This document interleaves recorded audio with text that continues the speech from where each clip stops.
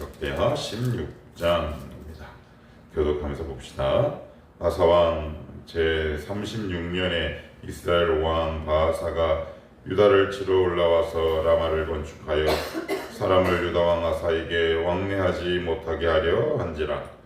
아사가 여호와의 전 복간과 왕궁 복간에 은금을 내어다가 다메섹에 사는 아람 북타에게 보내며 이르기를 내 아버지와 당신의 아버지 사이에와 같이 나와 당신 사이에 약조하자.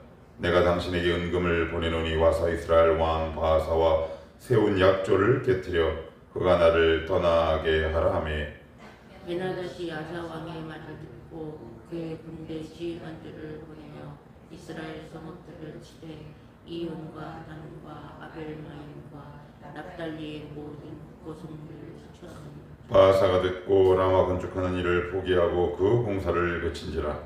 아사 왕이 온 유다 무리를 거느리고 바아사가 라마를 건축하던 돌과 제목을 운반하여다가 게바와 미스바를 건축하였더라. 그때 선견자 하나니가 유다 왕 아사에게 나와서 그에게 이르되 왕이 아람 왕을 의지하고 왕이 하나님 여호와를 의지하지 아니하였으므로 아람 왕의 군대가 왕의 손에서 벗어났나이다. 구스 사람과 룻 사람의 군대가 크지 아니하며 발과 병거가 신전치 아니하더라.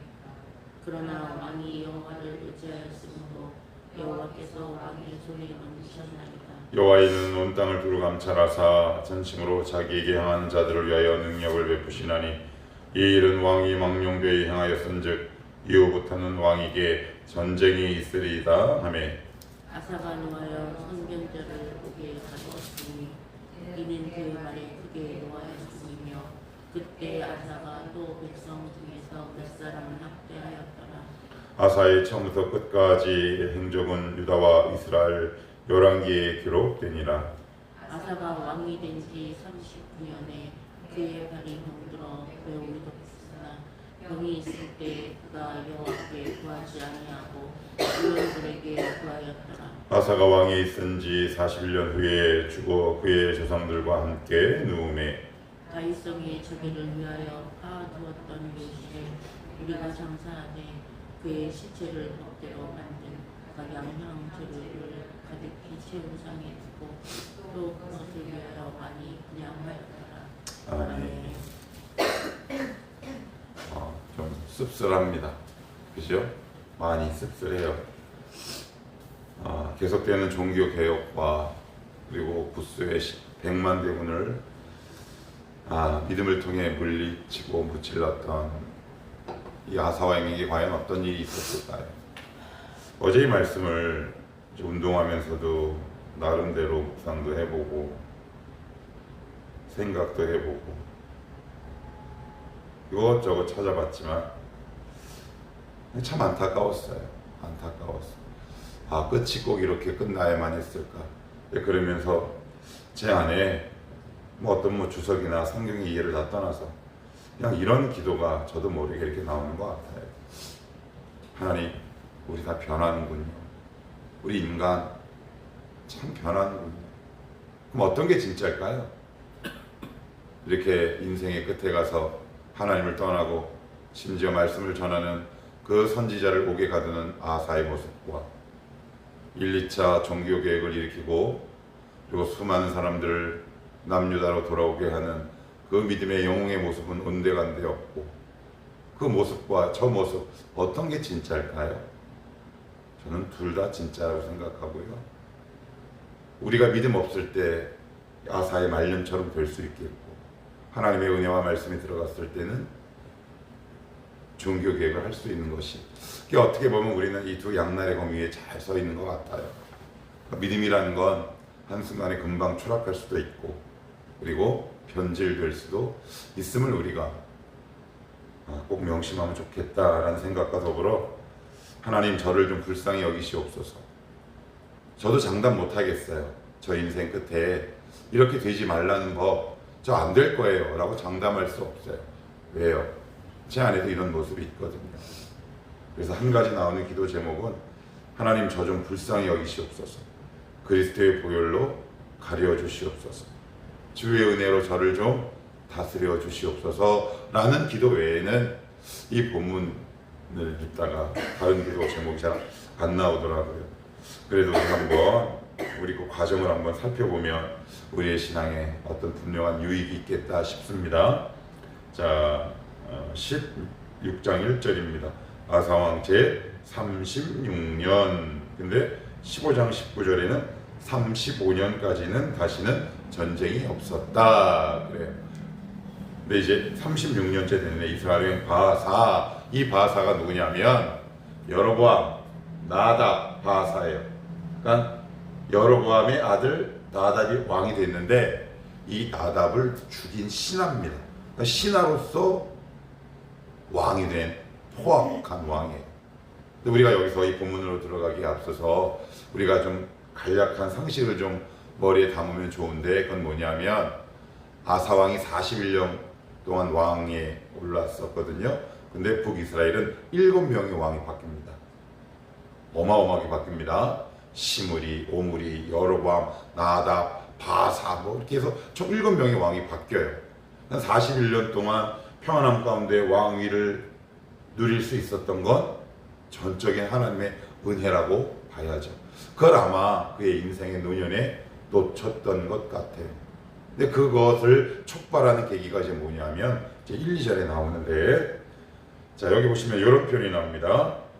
바사가 이스라엘 왕입니다. 나답을 죽인 신하로서 왕이 된 자 유다를 치러 올라와서 라마를 건축하여 라마 사람을 유다 왕 아사에게 왕래하지 못하게 하려 한지라. 이게 무슨 말이냐면 라마는 어디냐면 예루살렘 북쪽 8km 지점에 위치한 도시예요.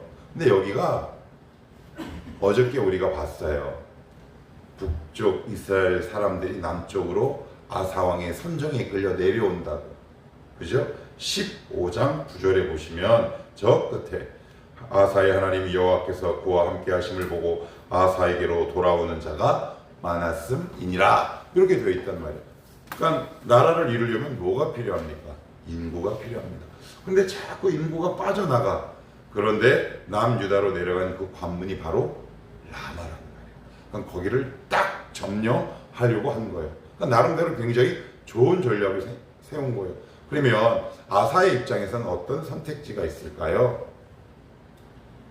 저 같으면 이런 선택을 할 것 같아요. 아 이제 그만 내려와도 좋다. 그만 내려와도 좋다. 라거나 아니면 너 왜 이렇게 불법적인 행동을 해? 라고 뭐 전쟁을 하는 방법이 있을 거예요. 그러면 전쟁을 하면 어떤 방법이 있을까요? 내가 직접 나가서 싸우는 방법이 있을 거고 제3자 왜 우리나라 고려 신라 백제 가운데 신라가 통일할 수 있었던 원동력은 어디를 동원한 거예요? 당나라를 동원했잖아요. 제3자의 개입을 통해 이 전쟁을 치를 수도 있는데 이 아사는 맨 마지막 후자를 선택을 합니다. 2절 아사가 여호와의 전 곳간과 왕궁 곳간에 은금을 내오다가 다메섹에 사는 아람 왕 벤하닷에게 보내며 이르되 아람 지금의 시리아입니다. 다메섹 혹은 이렇게 얘기합니다. 다메섹이라는 말이 나오면 아람입니다. 시리아 아람입니다. 거기다 이제 조공을 보내는 거예요. 그런데 자기가 해결할 수 있었을까요? 없었을까요? 있어요. 왜요? 아사는 그동안 전쟁의 경험도 있고 나라도 평안 태평성들을 이뤘기 때문에 분명한 자금과 경제력도 분명히 있었단 말이에요. 그런데 하나님께 묻지도 않고 우리말 속담에 손 안 대고 코 풀고 싶었는지 돈을 동원해서 아람 왕 벤하닷에게 조공을 보냈는데 이게 왜 중요하냐면 이렇게 되어 있어요. 지도가 아람, 북이스라엘, 유다. 북이스라엘이 바로 국경에 인접한 벤하닷에게 우회로를 통해서 조공을 딱 보내. 여기를 좀 쳐라. 어디를 치냐면 그래서 여기를 치게 합니다. 자 여기를 한번 볼게요. 4절에 보시면 벤하닷이 아사왕의 말을 듣고 그의 군대 주의관들을 보내어 이스라엘 성읍들을 치되 이온과 단과 아벨마임과 납달리. 이게 어디냐면 북이스라엘과 아람의 경계 국경지대를 탁 친단 말이에요. 그러니까 이 바사가 어떻게 되겠어요? 라마의 어떤 성을 건축하려 했던 모든 공사 인부들과 그 다음에 그 모든 기구들을 놓고 어디로 다시요? 북쪽으로 올라갈 수밖에 없어요. 그래서 그 라마가 다시 관문으로 활용되게 돼요. 그러니까 제3자 입장에서 보면 되게 지혜로운 거예요. 되게 효과도 확실했고요. 그런데 이 일로 인해 하나님이 엄청난 말씀을 합니다. 엄청난 말씀을 하세요. 자, 여기를 한번 보시면, 자, 7절 한번 봅시다. 7절.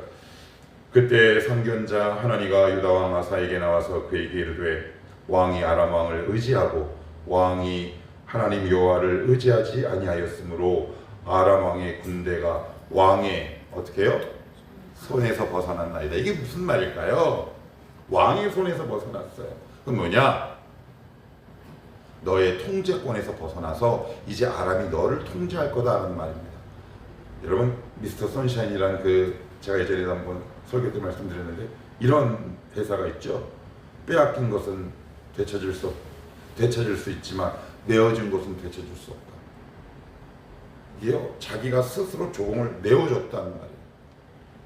그러니 이제 앞으로는 아람이 너를 통제하고 다스릴 것이다. 이후로 이스라엘 전 전역은 100년간 아람의 통제권 가운데 있게 됩니다. 이게 되게 무섭고 놀라운 거예요. 왜냐하면 우리가 신앙생활을 하다가 어떤 문제에 봉착해서 막 몸부림칠 수 있어요. 그런데 이 싸움을 하지 않고 아예 본인이 알아서 이렇게 항복을 하는 사람들이 있어요. 사단에게 어떤 통제권을 탁 주는 경우가 있다고요. 이건 되게 어리석은 거예요. 여러분 잘 보세요. 우리의 신앙 속에 내가 스스로 사단에게 내어준 것이 있어요. 이거 좀 해줘라고 내 스스로. 근데 그것과 싸우셔야 돼요. 때로는 기도로 싸우셔야 하고 말씀과 싸우셔야 하는데 이 아하사는 그런 일을 전혀 하지 않았어요. 그냥 그 왕의 곳간과 성전의 곳간에 있는 그 모든 은금 패물들을 알아서 이렇게 갖다 줬어요. 하나님께 묻지도 않고요. 싸우지도 않았어요. 되게 편리하고 쉽고 신속한 일을 택하죠. 그런데 이 일로 인해 이스라엘 온 국토는 100년간 아람 왕의 말발굽 아래 있게 됩니다. 누가 끌어들인 겁니까? 누가요? 아사가. 그런데 참 인간이란 그래요. 근데 우리는 이렇게 한 행동은 나의 행동은 잘 모르고 아람의 말발굽이 있을 때 하나님께 이렇게 따집니다. 왜 우리 괴롭혀요? 이거 모르는 거예요. 여러분 말씀 앞에 서면 몰라요. 안 서면 몰라요. 누가 갖다 줬습니까? 아사왕이 바쳤어요. 우리 좀 도와달라. 우리 좀 다스려달라. 오케이 콜. 그럼 내가 너희를 앞으로 내 말발굽으로 100년간 다스린다. 그런데 하나님 왜 우리를 저 사람 괴롭혀요? 네가 원인을 제공했지 않느냐. 그러나 하나님을 원망하죠. 이게 우리예요. 우리는 늘 이것을 답습하고 반복해요. 근데 말씀 앞에 서고 은혜가 들어와 하나님의 말씀이 들어와 우리의 심령을 어두운 것을 비추다 보면 이게 내 탓이었구나 라는 것을 알게 되는 거죠. 또 이 말이 왜 우리에게 참 두렵고 무섭냐면 여기 이제 이런 표현이 나오죠. 7절에 여호와를 의지하지 아니하고 그래요.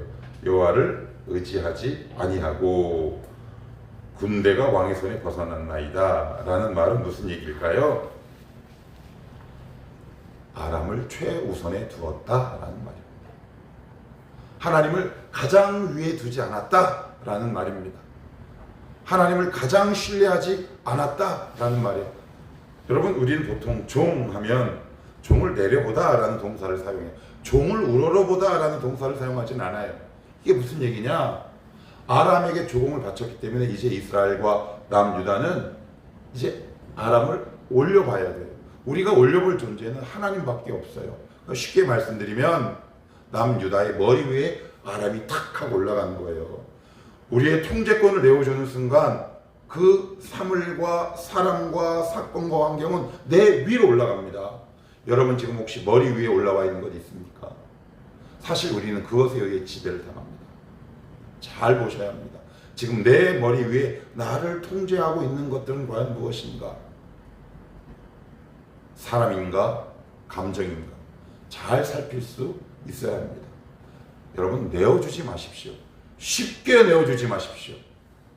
믿음에 고군분투하십시오. 말씀과 기도로 여러분들 끝까지 싸워내십시오. 거기에 하나님의 큰 위로와 격려가 있습니다. 근데 설령 그렇게 해서 탁 넘어져도 이런 사람은 회복하기가 오히려 쉬워요. 그런데 자기의 의지를 갖고 갖다 바치잖아요. 그러면 찾아올 명목과 명분도 없고요. 찾아오기가 얼마나 어려운지 몰라요. 여러분들이 물질과 싸우고 있습니까? 사람과 싸우고 있습니까? 아니면 여러분들의 나쁜 기질과 성정과 싸우고 있습니까? 잘하고 계십니다. 내어주지 마십시오. 도와달라고 부르짖으며 기도하십시오. 그러다가 우리 인간이라 넘어질 수 있지요. 그럴 때는 다시 일어설 수 있는 힘이 있는데 절대 여러분의 손으로 갖다가 바치지는 마라. 그 순간 그것이 나를 어떻게 한다? 통제하기 시작해요. 손에서 벗어나요. 전에는 누구의 통제권 아래 있었다는 거예요? 아사의 통제권 아래 있었대요. 야 이렇게 해. 너 이렇게 해. 그런데 그 통제권을 상실해 버리니까 아람이 머리 위에 올라오듯 돈이 내 머리 위에 올라옵니다. 그러면 돈이 나를 통제해요. 그러면 누가 나에게는 하나님입니까? 돈이 하나님이 되는 거죠. 여러분이 지금 누구의 통제권 아래 있습니까? 누구의 통치권 아래 있습니까? 그러니까 하나님 보시기에 이게 너무 속상한 거예요. 너 지금 네 손에서 벗어났다. 돈도 내가 다스려야지. 환경도 내가 다스려야지. 그게 예수 믿는 자의 놀라운 특권이거든요. 그러니까 하나님은 이게 너무너무 가슴이 아프셨던 거지. 그리고 나서 계속해서 이렇게 말씀합니다. 8절 구스 사람과 룹 사람의 군대가 크지 아니하며 구스 몇 명이 에디오피아 군인이 100만 명이 쳐들어왔다 그랬어요. 이것도 이겼는데 너 그거 기억 못하냐? 이렇게 얘기하죠. 심이 많지 아니하더이까. 그러나 왕이 여호와를 의지하였으므로 여호와께서 왕의 손에 넘기셨나이다. 그때는 이길 수 있었다. 너의 통제권 아래 있었다라는 말입니다. 아무리 큰 어려움이라도 너의 통제권 아래 있었다. 근데 이제는 너는 그 통제권을 놓쳤다. 여러분 은혜가 뭘까요? 말씀이 뭘까요? 그럼 이건 나에게 주권과 통제권이 생기는 겁니다. 은혜에서 말씀에서 점점 멀어지면 내가 통제권을 잃기 때문에 나는 누군가 혹은 무언가 아니면 제3자의 나의 신앙과 감정이 끊임없이 흔들려요. 그런데 말씀이 깊이 들어가 있으면요, 하나님의 주권과 통치권 아래 있으면요, 내가 무언가를 다스리죠. 그러니까 내가 지금 신앙이 어떤가 살펴보실 때 무언가에 휘둘리면 그 지점이 나의 좀 약점인 거예요. 저도 있어요. 사람마다 다 그 지점들이 있어요. 그 지점을 여러분들 집중적으로 기도하셔야 돼요. 그것이 나를 통제하고 있거든요. 자, 그러면서 9절, 요 9절은 같이 한번 읽어봅시다. 시작. 여호와의 눈은 온 땅을 두루 감찰하사 전심으로 자기에게 향하는 자들을 위하여 능력을 베푸시나니 이 일은 왕이 망령되이 행하였은즉 이후부터는 왕에게 전쟁이 있으리다. 아멘. 여호와의 눈은 온 땅을 두루 감찰하사 어떻게 해요? 전심으로. 이 말씀을 이렇게 묵상하는데 이런 생각 들어요. 우리 교우 여러분들은 그래서 전심은 마음을 다해잖아요. 마음을 다하는 것들은 보통 어떤 것들일까요? 내가 마음을 다하는 것, 내가 사랑하는 것. 그러니까 전심으로라는 말은 하나님을 사랑하는 사람들이에요. 전심이란 말과 사랑이란 말은 늘 같아요. 사랑에 대충은 없어요. 일예로 하나님은 대충 우리를 사랑하지 않으셨어요. 그래서 아들을 죽이세요. 대충 사랑할 것 같으면 예수 그리스도를 십자가에 못 박히게 내버려 두지 않으시죠. 대충은 없어요. 사랑과 동의어는 마음을 다하는 거예요. 그러니까 이런 자들을 감찰하신대요. 스캔하고 꼼꼼히 찾고 계신다라고 오늘 성경은 우리에게 말씀하고 있어요. 이 땅에서 누가 나를 정말 나를 인격체로 사랑할 영혼이 있겠는가? 오늘도 우리를 살펴보고 있습니다. 그래서 오늘 이 말씀을 이렇게 묵상하면서 쭉 오다가 아침에 오자마자 제가 그 기도를 했던 것 같아요. 하나님, 내일까지는 모르겠는데요, 오늘 이 기도의 시간만큼은, 오늘 하루만큼은 주님을 마음을 다해 사랑할 수 있는 오늘 하루가 되게 하옵소서. 그 기도가 저도 모르게 이렇게 나오더라고요. 다시 하나님의 통치권을 우리 머리 위에 올려드립시다. 내 머리 위에서 나를 다스리는 것들을 이제는 내 발 아래에 두고 다시 하나님을 원래 있어야 할 자리로 올려드려야 합니다. 그것이 우리가 행복한 길입니다. 그것이 내가 번영하고 번성할 수 있는 길이다. 그래서 9절에 뭐라 그래요? 이후부터는 왕에게 뭐가요? 전쟁이 있습니다. 그래서 열왕기에는 이렇게 표현했어요. 바사와 아사 사이에 평생 동안 전쟁이 있으니라. 이런 표현이 나옵니다. 자, 그랬더니 10절 같이 읽어볼게요. 시작. 아사가 노하여 선견자를 옥에 가두었으니 이는 그의 말에 크게 노하였음이며 그때 아사가 또 백성 중에서 몇 사람을 학대하였더라. 뭐 죄를 지을 수 있죠. 잘못할 수 있죠. 그런데 넘지 말아야 할 선이 있어요. 성도로서 넘지 말아야 할 선이 있는데 아사는 그 선을 넘어요. 뭐예요? 선지자를 감옥에 가둔 건 하나님을 가두는 거예요. 하나님을 어떻게 보면 일종의 저주한 거나 진배였지요. 인간은 왜 우리 경험 너무 잘 알잖아요. 죄를 져서 망해요? 아니요. 회개하지 않아서 망해요. 죄보다 더 두려운 건 회개하지 않는 강팍한 마음이에요. 바로가 회개하지 않잖아요. 10가지 죄악 가운데. 인간은 죄 져서 망하지 않아요. 회개하지 않아서 망해요. 회개하라, 천국이 가까이 왔느니라. 회개하고 복음을 믿으라. 그 선을 넘었어요. 어떻게? 하나님을 가둔 거나 마찬가지예요. 사실 그죠? 옥에 가뒀어요. 근데 더 안타까운 거는 12절 같이 한번 봅시다. 시작. 아사가 왕이 된 지 39년에 그의 발이 병들어 매우 기독했으나 병이 있을 때 그가 여호와께 구하지 아니하고 의원들에게 구하였다. 이건 뭐 단순히 병들면 뭐 하나님 찾아라 그 의미는 아니에요. 이게 무슨 말일까요? 하나님이 기회를 한 번 더 주신 거죠. 죽기 전에 여기 보시면 이런 표현이 나와요. 39년. 자, 그리고 13절에 보시면 41년. 왕 위에 오른 지 41년 만에 죽게 되는데 죽기 2년 전에 하나님이 그를 병들게 하셔서 다시 한번 하나님을 찾게 합니다. 아, 이거 놀라운 은혜죠. 근데 그것마저 발로 차버립니다. 여러분, 오늘 이 말씀 앞에 어떤 기도가 나오십니까? 그냥 이 기도밖에 안 나와요. 하나님, 저도 이럴 수 있습니다. 그래서 하나님의 은혜로 저를 가려주십시오. 그리스도의 그 피로 저를 가려주십시오. 하나님, 끝까지 신앙의 경주를 완주할 수 있도록 은혜를 거두지 마옵소서. 하나님의 은혜가 필요합니다. 이 고백과 기도가 나오지 않습니까? 우리 인생의 마무리를 아름답게 마무리하십시다. 하나님, 한순간의 열정과 열심으로 끝나지 않게 하시고 이 신앙이, 이 믿음과 이 열심과 이 사랑이 우리의 인생 끝까지 유지될 수 있도록 성령 하나님 내 안에서 나의 연약함을 도와주시옵소서. 좀 씁쓸해요. 그죠? 씁쓸합니다. 씁쓸해요. 하나님, 이렇게 되지 않게 하옵소서. 긍휼히 여겨 주옵소서. 이 기도밖에 어떤 기도가 더 나올 수 있겠습니까? 사랑하는 성도 여러분, 내어주지 맙시다. 내어주시면 안 됩니다. 여러분의 힘을 동원해 내어주지 마십시오. 끝까지 싸우십시오. 말씀으로 싸워 이겨내십시오. 거기에 하나님의 위로가, 상급과 칭찬과 격려와 놀라운 영광과 번성이 있을 줄 믿습니다. 기도합시다. 하나님,